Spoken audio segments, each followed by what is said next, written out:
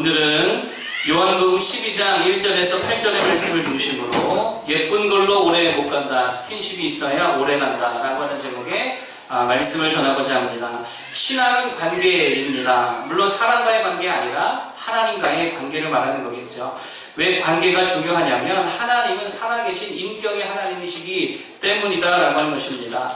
하나님도 감정이 있잖아요. 하나님도 의지가 있죠. 그래서 하나님도 질투도 하시고 자랑도 하시고 기뻐도 하십니다. 물론 슬퍼하기도 하시고요. 실망하기도 하십니다.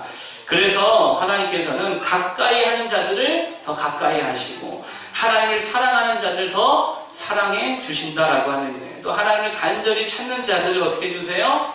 만나주시죠. 인격의 하나님이시기 때문이다라고 하는 거예요.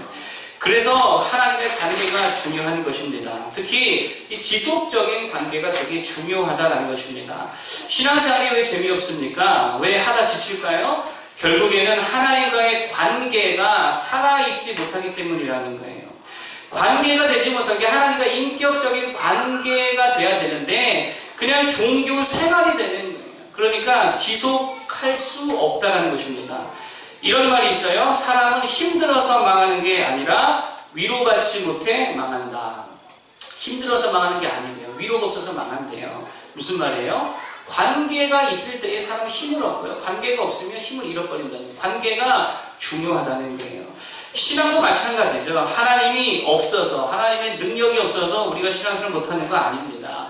하나님과의 인격적인 관계를 못 맺기 때문에 우리의 신앙생활에 되게 힘이 없다라는 것이죠.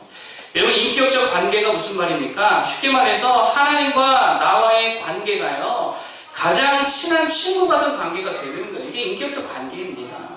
저 우주 건너편에 계신 하나님과 나, 이게 아니라 정말 친구 같은 하나님, 아버지 같은 하나님. 여러분, 가장 친한 언니들 있잖아요. 가장 친한 형들 있잖아요. 바로 그런 관계처럼 하나님과 관계가 되는 거, 그 인격적인 관계라는 거예요. 짜증나는 일 있으면 여러분 누구한테 말해요? 친한 언니한테 전화해요, 안 해요? 전화 안 합니까? 전화하는 분들 있잖아요. 친한 언니한테 전화하죠. 그리고 넋두리 하잖아요. 뒷담화도 하잖아요. 불평도 하죠. 때로는 욕도 합니다. 그리고 또 만나죠. 같이 밥도 먹습니다. 때로는 중대한 이야기도 하기도 하지만 거의 대부분 시시콜콜한 대화를 되게 많이 나눈다라고 하는 거예요. 그리고 그 사람 만나면 좋아요, 안 좋아요? 좋아요. 만나면 편해요. 힐링이 있고요. 위로가 있고요. 남편보다 훨씬 더 만나면 기분이 좋다라고 하는 거예요. 고민 상담도 됩니다. 이게 인격적 관계라는 거예요. 저에게도 하나님은 바로 그런 존재라는 거예요. 친한 형과 같고요. 아버지 같은 분이 우리 하나님이십니다. 저희가 고민을 누구한테 말하냐면요. 누구한테 말할까요? 고민을 하나님께 말해요. 투정도 누구한테 해요? 하나님께 해요. 불평이 있으면 누구한테 말해요? 하나님께 말해요. 힘들어도 하나님께 힘들다는 거죠. 부부간에 문제가 생겼다, 다퉜다, 누구한테 말할까요? 자식한테 말 못하죠. 장인 장모에게 말합니까? 못하죠. 내 부모에게는 더 말 못하죠. 하나님께 말합니다. 때때로 설교에 죽을 때 있잖아요. 내가 생각해도 내가 설교를 왜 그따구로 했을까 이런 생각 들 때 있거든요. 그럴 때에 쥐구멍을 숨고 싶죠. 그런데 나에게 쥐구멍은 누굴까요? 하나님이에요. 그래서 하나님께 가서 그렇게 부탁합니다. 하나님, 내 설교 듣는 모든 자들이 다 내 설교 다 잊어버리게 해주시옵소서. 그렇게 하나님께 기도도 하고 투정도 부려요. 갖고 싶은 거 있으면 누구한테 말해요? 하나님께 말하죠. 하고 싶은 것도 하나님께 말합니다. 미운 사람 생겨도 하나님한테 일러 바칩니다. 그리고 하나님의 말씀을 듣습니다. 이런 게 인격적인 관계라는 거예요. 그래서 하나님은 언제나 2인칭이 돼야 된다는 거예요. 2인칭. 그분이 아닙니다. 자꾸 어떤 분들 그분 그러는데 그분이 아니에요. 나의 하나님이잖아요. 나의 아버지잖아요. 나의 친구잖아요. 나의 신랑이고 나의 피난처라는 거예요. 그게 인격적인 관계라는 거예요. 여러분, 요나가 하나님과 얼마나 친했습니까? 제가 이거 한 20년 전에 묵상한 거였거든요. 큐티하면서. 그날의 큐티를 아직도 저는 기억하고 있어요. 남들 다 요나 서가지고 선교하자, 하나님 뜻이 어쩌다 그렇게 저는 이렇게 묵상했어요. 아, 요나가 너무 하나님과 친하다. 이게 너무 부럽다. 나도 그런 사람 되고 싶다. 그게 인격적인 관계라는 거예요. 그래서 오늘은 하나님과의 더 깊은 인격적인 관계를 위해 뭐가 필요할까? 이것에 대해서 3가지 정도를 말씀드리기를 원합니다. 첫 번째로 하나님과 인격적인 또 지속적인 관계를 위해서 필요한 게 뭐냐? 스킨십이 필요하다는 거예요. 하나님과의 스킨십이 필요하다. 오늘 본문에 4사람이 나옵니다. 마르다, 그리고 마리아, 나사로, 가룟 유다, 이렇게 네 사람이 나오죠. 여기서 주님과 가장 인격적인 관계를 잘 맺었다라고 말할 수 있는 사람이 누구일까요? 마리아라는 거죠. 사실 오늘 본문의 주인공은 마리아지요. 그러면 마리아와 다른 나머지 사람과의 차이가 뭐냐? 마리아에게는 주님과의 뭐가 있었어요? 스킨십이 있었다라고 하는 거예요. 2절을 한번 보겠습니다. 12장 2절. 자, 한번 읽어보겠습니다. 시작. 거기서 예수를 위하여 잔치할새 마르다는 일을 하고 나사로는 예수와 함께 앉은 자 중에 있더라. 3절 시작. 마리아는 지극히 비싼 향유 곧 순전한 나르 한 근을 가져다가 예수의 발에 붓고 자기 머리털로 그의 발을 닦으니 향유 냄새가 집에 가득하더라. 아멘. 자, 여기 보면 마르다는 지금 뭐하고 있어요? 마르다는 일만 하고 있어요. 나사로는 뭐하고 있어요? 앉아서 뭐하고 있을까요? 밥 나오게 기다리고 있겠죠. 남자들 다 그렇잖아요. 밥 나오게 기다리고 있어요. 그런데 마리아는 뭐하고 있을까요? 3절에 예수의 발에 향유를 붓고 머리털로 그의 발을 닦고 있다라고 합니다. 스킨십을 했다는 거죠. 여러분, 스킨십이 뭡니까? 행동 언어라는 거예요. 행동 언어. 여러분, 너무 반가우면 어떻게 해요?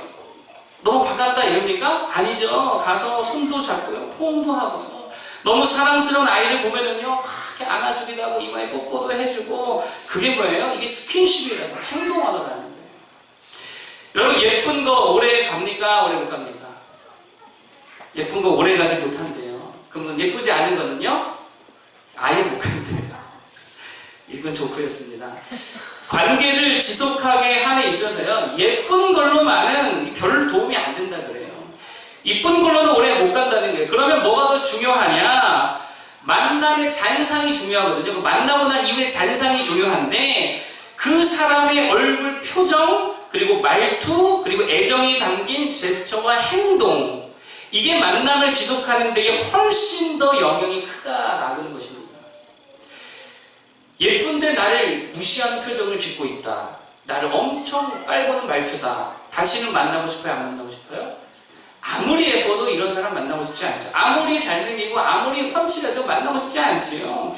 그런데 진짜 못생겼는데 표정이 너무 밝아요. 내가 말할 때마다 막 웃어줘요. 말투가 너무 예뻐요. 그리고 행동 자체가 너무 따뜻해요. 그럴 때 어떻게 하고 싶어요? 또 만나고 싶잖아요. 제가 예전에요, 별거 아닌데 한 자매에게 따뜻한 물 줄까 찬물 줄까 그랬더니 그 말에 감동해서 그때부터 저를 막 짝사랑했던 여자가 있었어요. 별것도 아닌데 그 행동 하나에 너무 반해가지고 저를 막 좋아해 주더라고요. 행동 하나가 주는 영향이 훨씬 크다라는 거예요. 오늘 마르다의 문제가 뭐냐면요, 주를 위해 이른 죽어라고 하는데 주님과의 그런 스킨십이 없었다라는 거예요. 행동 언어로 주고받는 게 없었습니다. 좀 안기기도 하고 주님 손이든 발이든 좀 잡기도 하고 그래야 되는데 그런 게 없었다라고 하는 거예요. 대화도요, 마르다의 대화는요 되게 사무적이고 되게 교리적인 대화만 하더라는 거예요. 한번 볼까요? 자, 요한복음 11장에 보면 나사로가 죽었을 때 일인데 예수님이 마르다와 대화를 합니다. 이 대화의 특징을 한번 보죠. 21절부터 11장 21절부터 27절까지 쭉 제가 읽어드릴게요. 한번 보세요. 대화가 어떤 식인가? 자, 21절부터 보겠습니다. 마르다가 예수께 여짜오되 주께서 여기 계셨더라면 내 오라버니가 죽지 아니하였겠나이다. 그러나 나는 이제 나도 주께서 무엇이든지 하나님께 구하시는 것을 하나님이 주실 줄을 아나이다. 예수께서 이르시되 내 오라비가 다시 살아나리라. 마르다가 이르되 마지막 날 구할 때에는 다시 살아날 줄을 내가 아나이다. 예수께서 이르시되 나는 부활이요 생명이니 나를 믿는 자는 죽어도 살겠고 무릇 살아서 나를 믿는 자는 영원히 죽지 아니하리니 이것을 내가 믿느냐. 이르되 주여 그러하외다. 주는 그리스도시요 세상에 오시는 하나님의 아들이신 줄 내가 믿나이다. 아멘. 여러분 잘 보세요. 이 대화가 되게 딱딱해요. 이게 지금 장례식장에서의 대화인가 싶을 정도로 너무 교리적이고 너무 종교적인 대화만 나누게 돼요. 자, 그러다가 주님이 나사로를 이제 살리시려고 돌을 옮기라 이렇게 뒤에 말씀하십니다. 자, 그러자 마르다가 하는 말이 뒤에 보니까 이렇게 말해요. 주여 죽은 지가 나흘이 되었으면 벌써 냄새가 나나이다. 특히 사무적인 대화를 오고 간다는 거예요. 그래서 주님도 되게 냉랭하게 대답하세요. 야, 내 말이 네가 믿으면 하나님의 영광을 보리라 하지 아니하였느냐.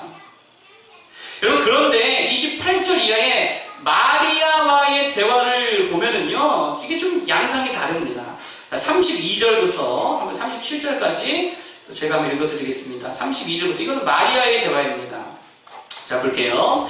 마리아가 예수 계신 곳에 가서 배웠고 그 발 앞에 엎드려 이르되 주께서 여기 계셨더라면 내 오라버니가 죽지 아니하였겠나이다 하더라. 예수께서 그가 우는 것과 또 함께 온 유대인들이 우는 것을 보시고 심령에 비통히 여기시고 불쌍히 여기사 이르시되 그를 어디 두었느냐 이르되 주여 와서 보옵소서 하니 예수께서 눈물을 흘리시더라. 이에 유대인들이 말하되 보라 그를 얼마나 사랑하였는가 하며 그중 어떤 이는 말하되 맹인의 눈을 뜨게 한 이 사람이 그 사람은 죽지 않게 할 수 없었더냐 하더라. 아멘. 마리아와의 대화의 특징이 뭐냐면 감정이 오가고 있다는 거예요.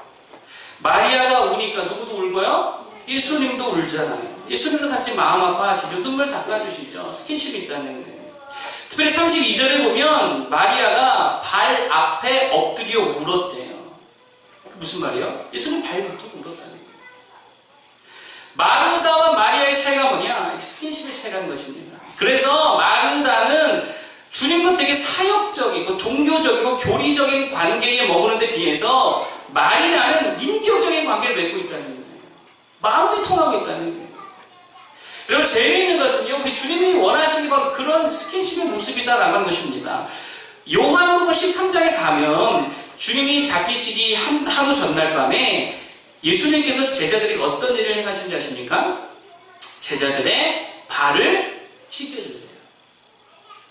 여러분 잘 보세요. 주님은 그냥 말씀만 하고 이거 믿어라, 이거 지켜라, 이대로 안 하면 죽는다, 니들 망한다, 그렇게 하신 게 아니라요, 살과 살을 맞대고 따뜻한 말투로 말하시고 따뜻한 표정으로 바라보시고 그들과 스킨십을 통해서 인격적인 관계를 맺으셨다는 거예요. 여러분 오늘날 많은 사람들이 종교 생활은 해요. 사역도 하죠. 봉사도 합니다. 말씀도 지키려고 합니다. 그런데 하나님과의 뭐가 없냐면 스킨십이 없어요. 그들에게 복 주시는 하나님은 계세요. 하나님 복 주시는 하나님은 계세요. 근데 내 눈물 닦아주시는 하나님은 없어요. 나사로를 살리시는 능력의 하나님은 있는데 내 이 우울한 마음 만져주시는 하나님은 없어요. 전능하신 하나님은 있는데 정말 긍휼과 사랑의 하나님은 없다는 거예요.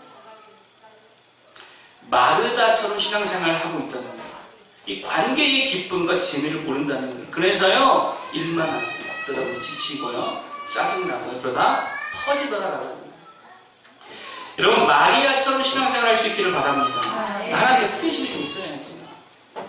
때로는 주님 바짓가랑이 붙들고 좀 늘어질 때도 있어야지요. 때로는 어린아이처럼 투정도 부리고요, 배짱도 부리고요, 요나처럼 하나님 힘들어서 못 해먹겠다고 좀 때도 쓰고요. 그렇게 주님께 좀 안기고 앵기고 주님 손발 붙드는 그런 스킨십이 좀 있어야지요. 스킨십을 통해 인격적이고 지속적인 주님과의 관계로 나아갈 수 있는 모두가 되기를 축복합니다. 두 번째로 지속적인 관계를 위해 필요한 게 뭐냐? 동심이라는 게 동심이 뭡니까? 계산 없이 마음 그대로 드리는 게 동심이에요. 이성적이기보다 감성적인 거. 이게 동심이죠.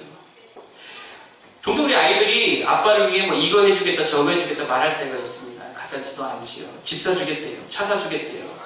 요리해주겠대요. 그럴 때가 있어요, 애들이. 근데 아이들이 하는 말의 특징이 뭔지 아십니까? 계산이 없어요, 애들은. 돈 계산 안 해요. 아빠 뭐 기분 계산 이런 거 안 해요. 그냥 주고 싶은 마음 그대로 그냥 말하는 거예요. 이게 동심이에요. 오늘 마리아가 딱 그랬습니다. 계산 없이 오로지 마음으로 드렸습니다. 300데나리온짜리 향유를 그냥 예수님의 발에 쏟아 부었습니다. 300데나리온이면 오늘날 얼마입니까? 3천만 원이에요. 3천만 원. 이걸 그냥 쏟아버렸어요. 주님께 드리고픈 마음만으로 계산 없이 그냥 쏟아부었습니다. 이 동심이라는 거예요. 이성을 앞세우지 않고요, 합리성을 앞세우지 않고 주님을 사랑하는 그 마음을 앞세웠다는 거예요. 그럴 때에 깊은 인격적 관계가 되더라는 것입니다. 그에 비해 가룟 유다가 나오는데요. 가룟 유다의 특징은 뭡니까? 가룟 성이 메말랐어요. 동심이 없습니다. 이성만 남았고 탐욕만 남았습니다. 그래서 5절 6절에 뭐라 그러냐면 한번 읽어보겠습니다. 5절 6절 가룟 유다가 뭐라 그러냐. 5절 6절 자, 다 같이 한번 읽어보겠습니다. 시작. 이 향유를 어찌하여 300데나리온에 팔아 가난한 자들에게 주지 아니하였느냐 하니 이렇게 말함은 가난한 자들을 생각함이 아니요 그는 도둑이라 돈괴를 맞고 거기 넣는 것을 훔쳐 가미러라. 아멘. 무슨 말이냐면 엄청 계산하고 있다는 게 가룟유다. 저거 팔면 3천만 원은 받아야 되는데 그러면 내가 적어도 얼마나 삥땅 칠 수 있을 텐데 벌써 그 순간에 다 계산을 마쳤다는 거예요.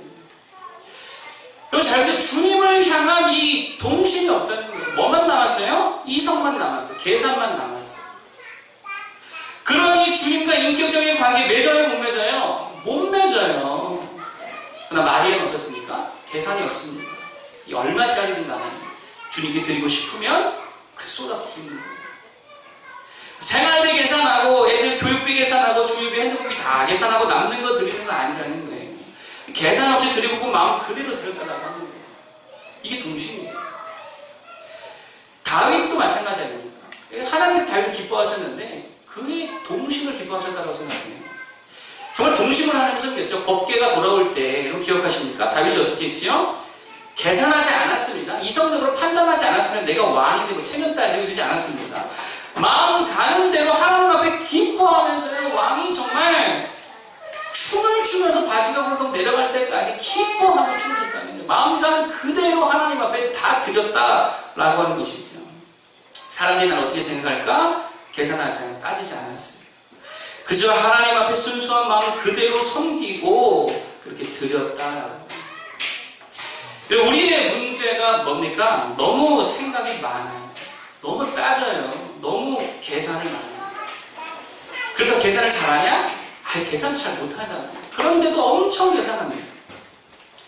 전에 만났던 한 목사님께서 본인이 문화사역자래요. 그러면서 영통에 있는 경희대학교 앞에서 카페교회를 했다고 합니다. 그것을 위해 세미나 엄청 들었대요. 컨설팅 엄청 받았대요. 엄청 준비했대요. 그리고 나서 오픈했대요. 망했대요. 계산 안 했겠어요? 계산 엄청 했다는 거예요. 그러니 대학교 앞에다가 경희대학교 앞에다가 여기다 하면 잘 되겠지. 다 계산해서 한 거 아니겠어요? 그런데 어땠다고요? 망했대요. 그래서 지금은 그냥 생각 없이 선교 중심 사역하고 있더래요. 잘 되더래요.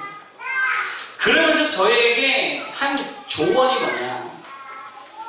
내가 힘줘서 힘이 들어가는 게 아니라 힘을 빼도 힘이 들어가는 일이 하나님의 일입니다. 목사님 너무 힘주지 마시고요. 하나님께서 이끄신 대로 가시면 하나님께서 하십니다. 이 선교에 대해서 제가 자문하러 갔다가 그 말씀 하시더라고요. 힘 빼래요. 하나님이 하신다고. 계산이 아니라 동심으로 할 수 있는 무도가 되기를 바랍니다. 애들은 계산하지 않잖아요. 믿음도요, 계산하지 않는 거예요. 마르다에게 부족한 게 뭡니까? 동심이라는 거예요. 나사로가 죽었을 때에 주님이 분명히 말씀하시잖아요. 네 오라비가 살아나리라. 그리고 돌을 옮겨 놓으라 명하시잖아요. 그러자 마르다가 뭐라 그랬다고요? 주여 죽은 지가 나흘이 되었으면 벌써 냄새가 나나이다. 동심이 없잖아요. 벌써 계산 다 끝내놨다니까. 냄새 나는데 무슨 돌을 옮기라 그러십니까? 되게 똑똑한 척 하지만 완전 헛똑똑이 나는 것입니다. 그러니 주님과의 관계가 진전이 없더라라고 하는 거예요. 오병이어 기적을 아십니까? 오병이어 기적을 일으키시기 전에 주님께서 제자들에게 이렇게 말씀하십니다. 너희가 저들에게 먹을 것을 줘라. 그때 빌립이 되게 가룟 유다 같은 대답을 하지요. 사람들에게 조금씩 거두어도 200데나리온 2천만 원이 부족하나이다. 그런데 그때에 한 소년이 보리떡 5개와 물고기 2마리를 가지고 왔다는 거예요. 그럼 잘 보세요. 제자들이 계산하고 있을 때 얼마가 부족하고 얼마가 들어가고 계산하고 있을 때 소년은 뭐 했어요? 이걸로 사람들 나눠주라고 주님께 자기 동시를 들고 왔다는 거예요. 그 드렸어요. 이게 동심이에요. 그랬더니 그걸로 나눠져야 안 나눠져요? 나눠지고도 남더라는 것입니다. 이게 동심이에요. 여러분 가만히 보면 결국에는 누가 시험 드는가? 계산 잘하는 사람만 시험 들어요. 특히 돈 계산 잘하면 100% 교회에서 시험 들게 되어 있습니다. 그게 누구냐면 가룟 유다예요. 생각해보면 사실 회계, 예수님의 제자 공동체에 회계를 누가 맡아야 되냐면 마태가 맡아야 되지 않았습니까? 왜냐하면 마태는 세리 출신이잖아요. 세리가 회계를 맡았어야 되는데 누가 맡았어요? 가룟 유다가 맡았어요. 이게 무슨 말입니까? 세리 마태보다 계산이 훨씬 빠르고 정확한 사람이 가룟 유다였다는 겁니다. 그런데 예수님의 제자들 중에 유일하게 시험 든 자가 누구였어요? 가룟 유다였어요. 제일 계산 잘하는 자가 시험 든 자. 교회도 마찬가지입니다. 누가 시험 들면 결국 계산 잘하는 사람이 시험 들게 되어 있다는 겁니다. 다 아는 유머인데 한 이야기를 말씀드리면 어느 날 예수님께서 제자들에게 산에 올라가자 이러시면서요 돌덩이를 다 메고 올라가라 이렇게 말씀하셨대요. 돌덩이를 다 메고 올라가라. 그러자 다 큼지막한 돌덩이를 이렇게 이고 가는데 가룟 유다만 조그마한 도약돌을 들고 갔다는 거예요. 혼자 계산한 거죠. 산에 올라가시더니 주님께서 기도하시더랍니다.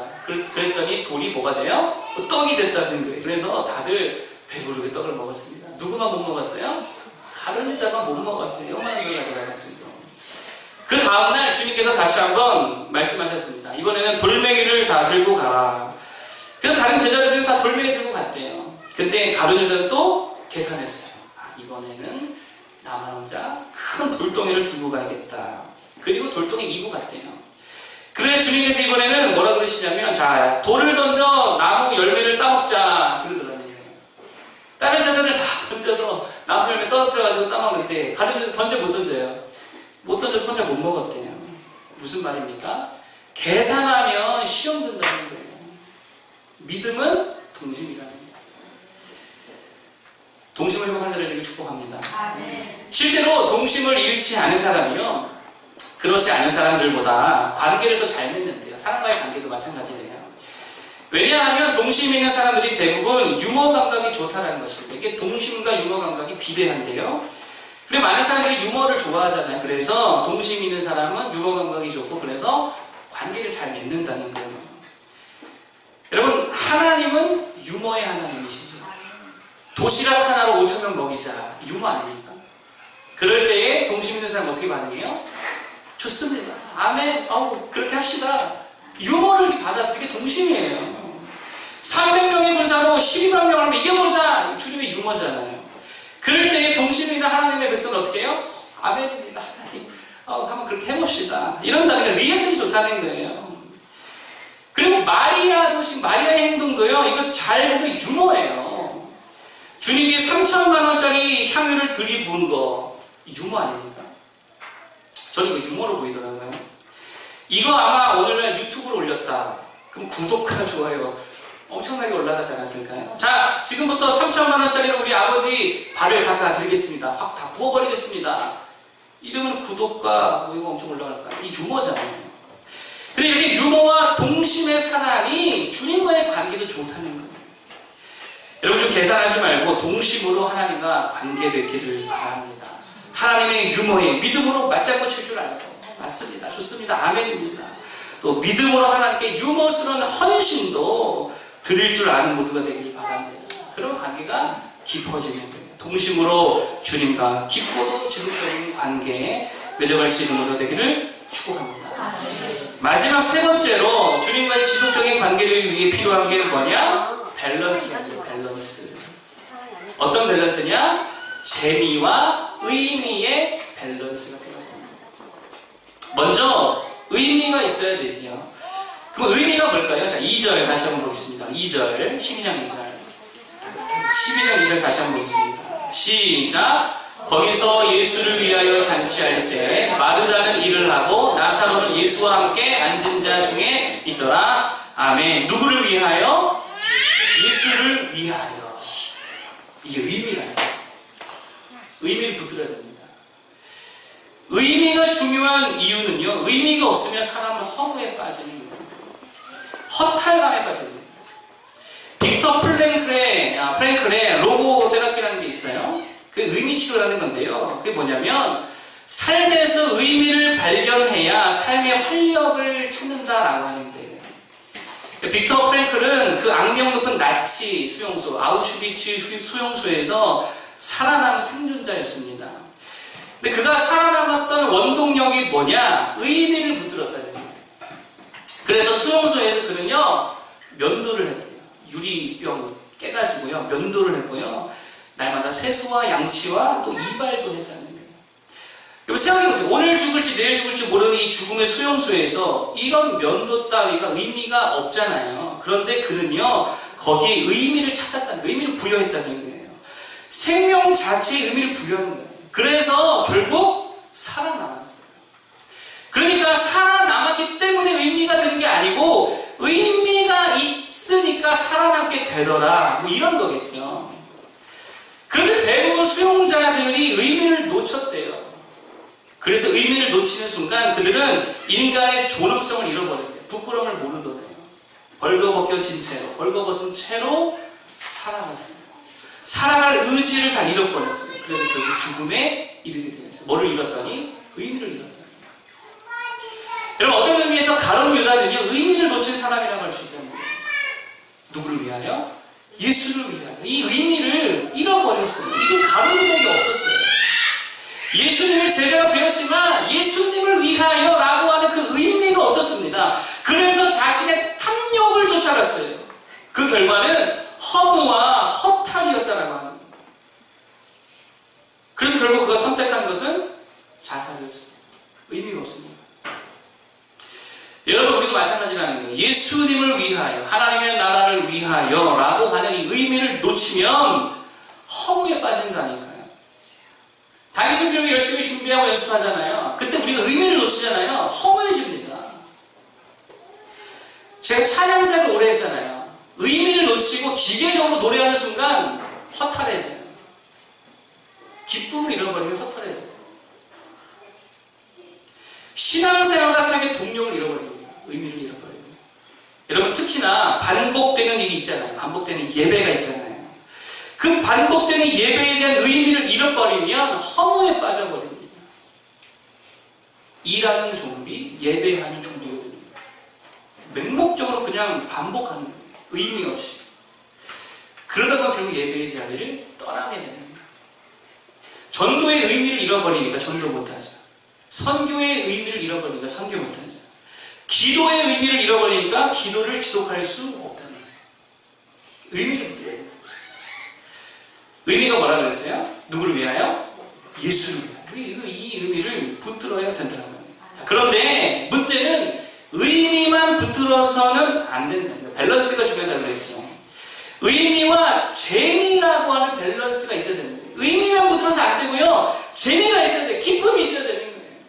사실 오늘날 교회들이 대부분 의미를 잘 붙들죠. 예배, 전도, 기도, 선교의 당위적 목적과 의미를 잘 알고 있습니다. 예수를 위하여, 복음을 위하여, 하나님의 나라를 위하여, 영광을 위하여 의미를 잘 알고 있어요. 그런데 문제가 뭐냐? 의미는 있는데 기쁨이 없어요. 재미가 없어요.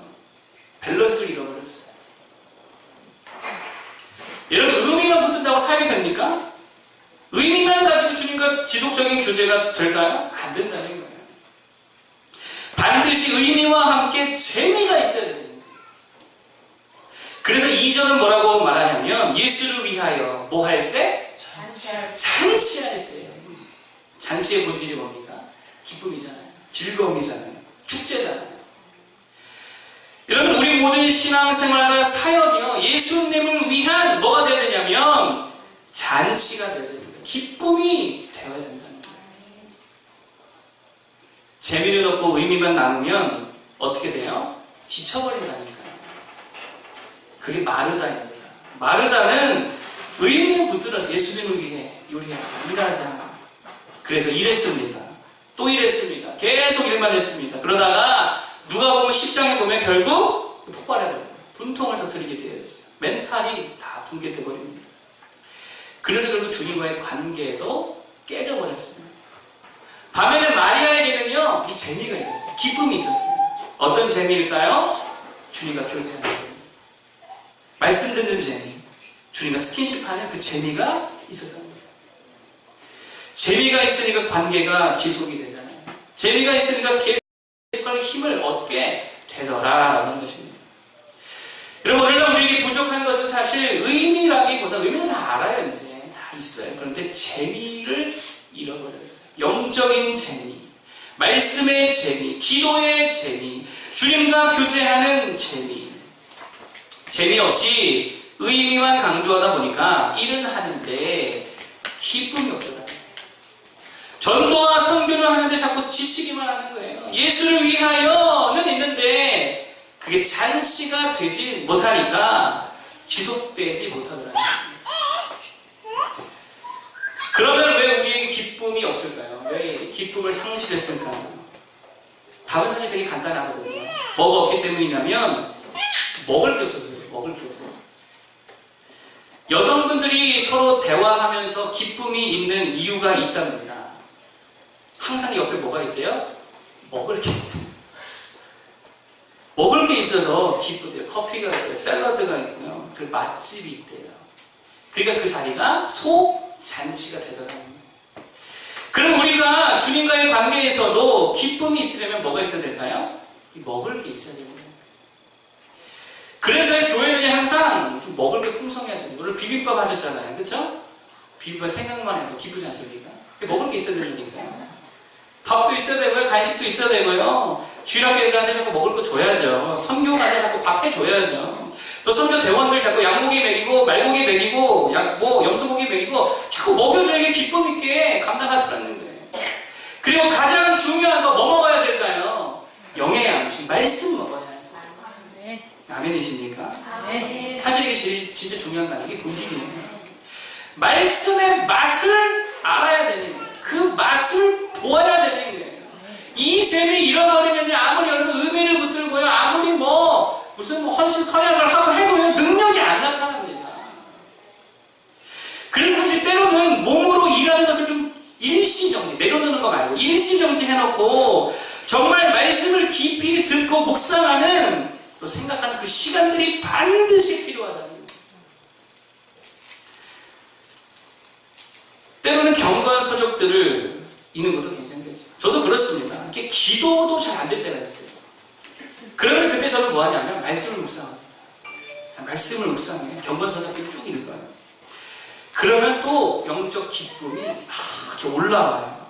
그렇게 또 채워지면 기도가 나오고 예배가 즐겁고요. 설교 준비하는 게 너무 기쁨이 넘치고요. 전도가 즐겁습니다. 말씀을 먹어야 돼요. 이 맛있는 말씀 식사를 해야 영적 즐거움의 비결이라는 거예요. 마르다에게는 없고 마리아에게만 있었던 것이 바로 그겁니다. 발치에 앉아 주의 말씀을 듣던 것. 그럴 때에 기쁨이 있고요. 즐거움이 있거든요. 그러면 관계는 지속이 된다라고 하는 것입니다. 왜냐하면 또 듣고 싶으니까. 맛있으니까. 어떤 목사님이 그런 말씀 하시더라고요. 다른 이유로 성도들이 교회를 떠나겠다라고 말할 때 자기는 너무 이해가 안 된다는 거예요.